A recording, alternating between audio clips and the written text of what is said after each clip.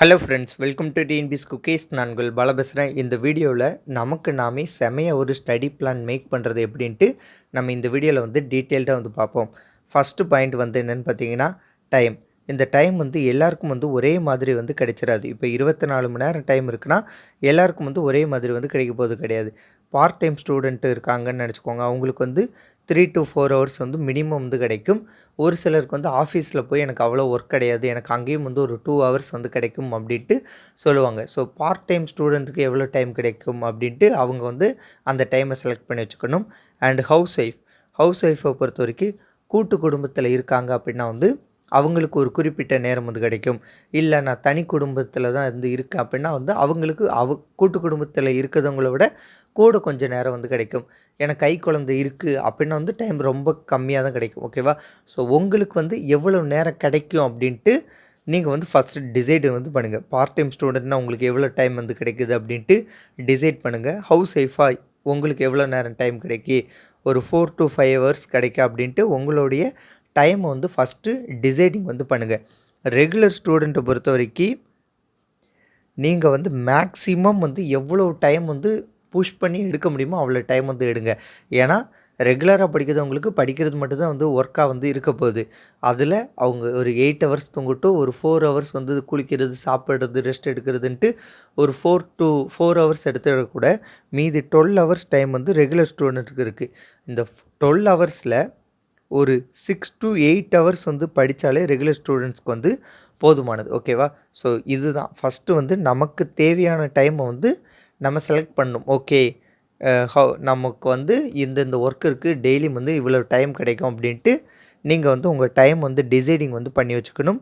அதில் மார்னிங் டைமில் படித்தா நீங்கள் வந்து மற்ற நேரத்தில் படிப்பதற்கு 2 மடங்குக்கு வந்து சமமாக இருக்கும். ஓகேவா? அது வந்து ஒரு சயின்டிஃபிக் அளவுலேயே வந்து கிட்டத்தட்ட ப்ரூவ் பண்ண ஒரு விஷயம்தான்.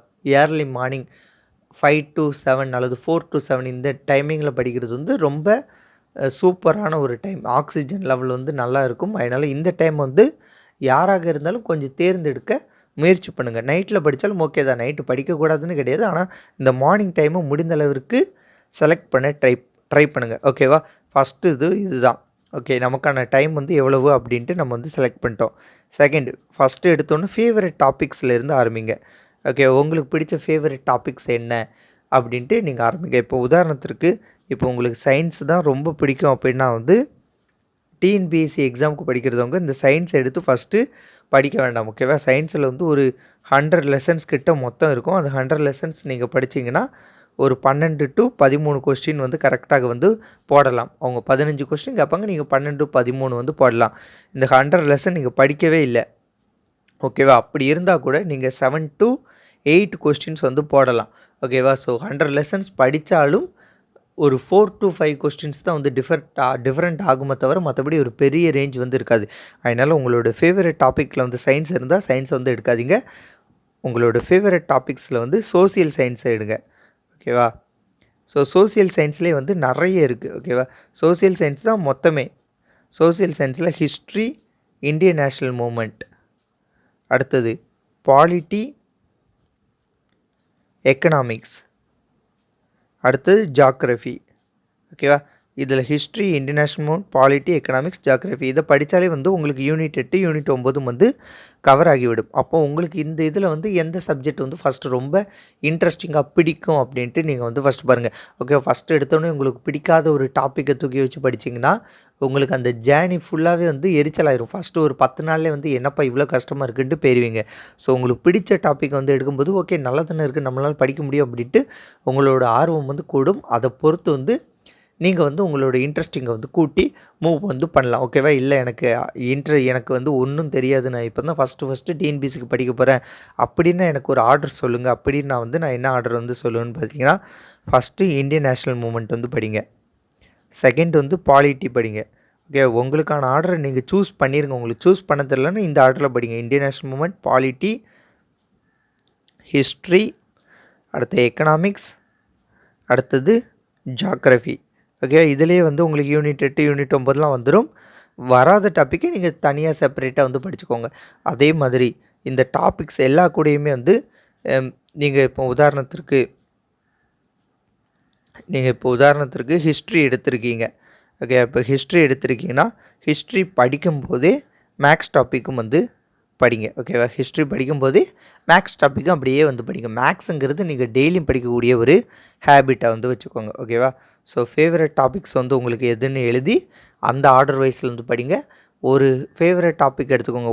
சிலர் வந்து இப்போ ஒரு ஃபேவரட் டாபிக் மட்டும் எடுப்பாங்க. இப்போ ஹிஸ்ட்ரி, நான் இந்த வாரம் ஃபுல்லாக ஹிஸ்ட்ரியும் கொஞ்சம் மேக்ஸும் வந்து மேக்ஸு, அடுத்தது வந்து கொஞ்சம் கொஞ்சம் கரண்ட் அவர்ஸும் வந்து பார்க்க போகிறேன் அப்படின்ட்டு எடுப்பாங்க. ஒரு சிலர் வந்து ஹிஸ்ட்ரி மட்டும் படித்தா எனக்கு ரொம்ப கன்ஃபியூஷனாக இருக்கும், நான் ஹிஸ்ட்ரி கூட ஏதாட்டும் ஒன்று எடுத்துக்கிறேன், Indian national movement or polity அப்படின்ட்டு எடுத்துக்கிடுவாங்க. ஸோ இது வந்து உங்களோட விருப்பம். ஓகேவா, நான் வந்து ஒரே ஹிஸ்ட்ரியாக படிக்கிறதுனாலும் படிக்கலாம், இல்லை நான் ஹிஸ்ட்ரியும் இந்தியன் நேஷ்னல் மூமெண்ட்டும் படிக்கிறேன், இல்லை ஹிஸ்ட்ரி பாலிட்டி படிக்கிறேன், 2 டாபிக்ஸை வந்து மிக்ஸ் பண்ணி படிக்கிறேன்னாலும் நீங்கள் வந்து படிக்கலாம். ஓகேவா, ஸோ இது வந்து உங்களுடைய விருப்பம்.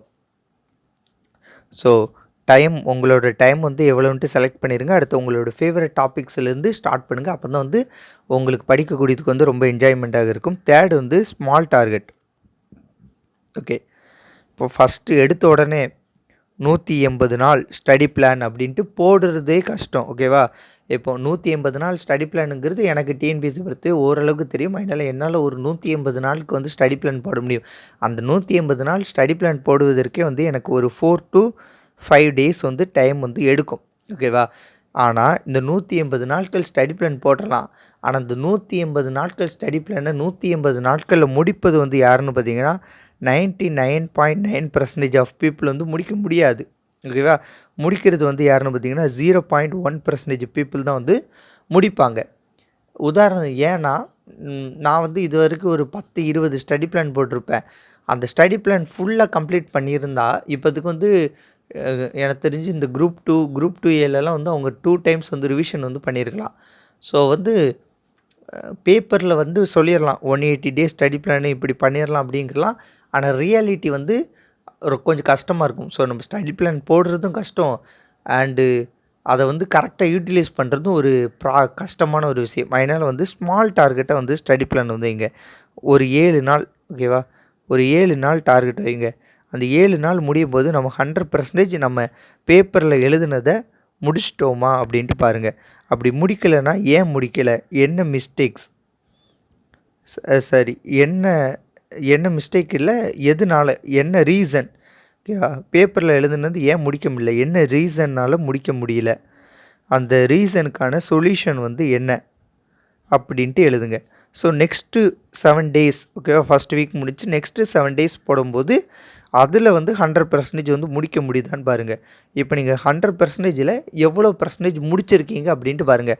இப்போ ஃபஸ்ட் வீக் 100% நீங்கள் பேப்பரில் எழுதிருந்தீங்க, அதில் ஒரு 70 இருக்குன்னா செகண்ட் வீக்கு நீங்கள் 100 எழுதிருங்கன்னா அதில் ஒரு 80 எடுக்க ட்ரை பண்ணுங்கள், அது ஒரு 75 அப்படின்ட்டு இம்ப்ரூவ்மெண்ட் பண்ணுங்கள். மேக்ஸிமம் ஸ்டூடெண்ட்ஸ் வந்து எப்படி பண்ணுவாங்கன்னா ஃபஸ்ட்டு 7 daysல 100%னா அதில் வந்து ஒரு 95% வரைக்கும் கம்ப்ளீட் வந்து பண்ணிடுவாங்க.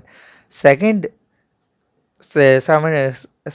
7 daysல வந்து எப்படி பண்ணுவாங்கன்னு பார்த்தீங்கன்னா 100னா ஒரு 90, தேர்டுன்னு வரும்போது 100 அவுட் ஆஃப் ஒரு 85 அப்படின்ட்டு ஒவ்வொரு 7 days ஒவ்வொரு வீக்குக்கும் வந்து அவங்களோட 5% ஆஃப் ஸ்டடி வந்து இன்வால்வ்மெண்ட் அண்ட் இம்ப்ரூவ்மெண்ட் வந்து ரெடியூஸ் ஆகுது. இதை வந்து நீங்கள் வந்து கரெக்டாக நோட் பண்ணி நீங்கள் தான் வந்து ஐடென்டிஃபை பண்ணி மாற்றிக்கணும். ஓகேவா, இதெல்லாம் வந்து குட்டி குட்டி விஷயங்கள் தான், ஆனால் இதெல்லாம் வந்து ரொம்ப ரொம்ப ஒரு முக்கியமான விஷயங்கள். ஓகேவா, ஸோ ஃபஸ்ட்டு வந்து உங்களுக்கான டைம் எவ்வளோன்ட்டு செலக்ட் பண்ணிக்கோங்க, எவ்வளோ நேரம் நம்ம படிக்க போகிறோன்ட்டு. உங்களோட ஃபேவரட் டாபிக்ஸ் வந்து என்ன அப்படின்ட்டு அதுலேருந்து ஆரம்பிங்க.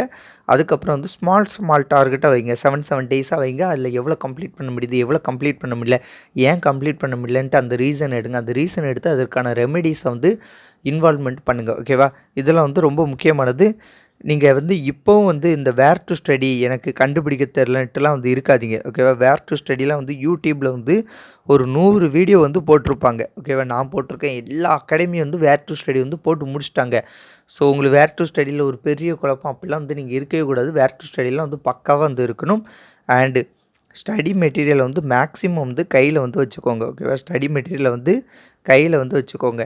ஏன்னா நம்ம வந்து ஒரு நாள் 2 நாள் வந்து படிக்க போது கிடையாது. Laptop or mobile or iPad சம்வாட்டில் படிக்கிறதுக்கு நம்ம வந்து ஒரு 6 to 9 months அளவுக்கு வந்து இந்த தான் நம்மளோட பொழப்பா வந்து பண்ண போகிறோம். ஸோ இப்படி பண்ணும்போது ஒரு 6 to 9 months வந்து நீங்கள் ஒரு 8 to 10 hours வந்து நீங்கள் மொபைல் ஆர் லேப்டாப்பை பார்த்து நோட்ஸ் எடுத்துகிட்டு இப்படியே பண்ணிங்கன்னா நீங்கள் வந்து ஒரு ஐ டாக்டர்கிட்ட வந்து கன்சல்ட் பண்ணி பாருங்கள். ஐ டாக்டர் வந்து என்ன சொல்லுவாங்கன்னா, கண்டிப்பாக வந்து நீங்கள் கண்ணாடி போடணும். கண்ணாடி போட்டு இந்த ப்ளூ ஃபில்டர் ஃப்ரேம்ஸ்னு உண்டு. அந்த ஃப்ரேம்ஸ்லாம் வந்து ஒரு கிட்டத்தட்ட ஒரு 4000 அந்த ரேஞ்சில் வரும். அந்த இது போடணும். அப்படி இல்லைன்னா வந்து கண்டிப்பாக வந்து கை வந்து அஃபெக்ட் ஆகும் அண்டு பிரெயினில் வந்து அவ்வளோவா வந்து நிற்காது. ஸோ ஸ்டடி மெட்டீரியலை வந்து கையில் வந்து வாங்கி வச்சுக்கோங்க. இன்னொன்று ஒரு முக்கியமான ஒரு விஷயம், ஓகேவா? இப்போ நீங்கள் குரூப் 4க்கு படிக்கிறீங்கன்னா தமிழ் டெய்லி வந்து 1 hour வந்து படிங்க. ஜென்ரல் ஸ்டடீஸ்னால் நான் சொல்லக்கூடிய சயின்ஸ், சோசியல் சயின்ஸ், ஓகேவா? இது வந்து 2 to 3 hours வந்து படிக்க ட்ரை பண்ணுங்கள். ஓகே, இது 1 hour, இது 2 to 3 hours. இதெல்லாம் வந்து ரெகுலர் ஸ்டூடெண்ட்னா 3 to 4 hours ஓகே. அடுத்தது மேக்ஸ் டெய்லியும் வந்து 1 hour. So 1 hour 1 hour 2 hour 2 hour 2 hour 4 hours அல்லது 6 hours. ஸோ 4 to 6 hours வந்து டெய்லி குரூப் 4க்கு வந்து படிக்க வந்து முயற்சி வந்து பண்ணுங்கள்.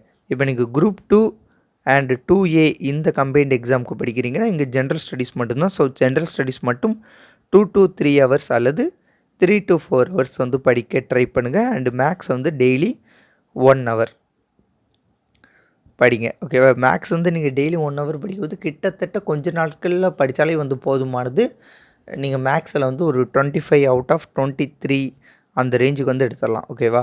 ஸோ இதெல்லாம் வந்து குட்டி குட்டி சிம்பிள் ட்ரிக்ஸு, ஓகேவா? இதெல்லாம் வந்து கரெக்டாக வந்து யூட்டிலைஸ் பண்ணிங்கன்னா நிச்சயம் வந்து உங்களால் வந்து சக்ஸஸ் வந்து பண்ண முடியும். இதை விட்டுட்டு நான் மொத்தமாக ஒரு 6 மாதத்துக்கு பிளானை போடுங்க அப்படின்ட்டு நீங்கள் பண்ணிக்கிட்டு இருந்தீங்கன்னா கொஞ்சம் வந்து சிரமமாகிடும். ரொம்ப சிரமம் தான், ஓகேவா? 180 days பிளான் போடுறதே ரொம்ப கஷ்டம். அந்த பிளான் படி நடப்பது வந்து ரொம்ப கஷ்டம். இப்போ உதாரணத்திற்கு ஒரு மலை மேலே ஏறணும்னா அப்படியே ஏறிடலான்னு மனசு தோணும். ஆனால் 100 பேர் ஏறினா அதில் ஒரு ஆள் தான் வந்து போக முடியும். அதே இது உங்களோட ஸ்டாமினா, உங்களோட லெவல் வந்து உங்களுக்கு தெரிஞ்சு நீங்கள் மூவ் பண்ணிங்கன்னா ஈஸியாக வந்து மூவ் பண்ண முடியும்.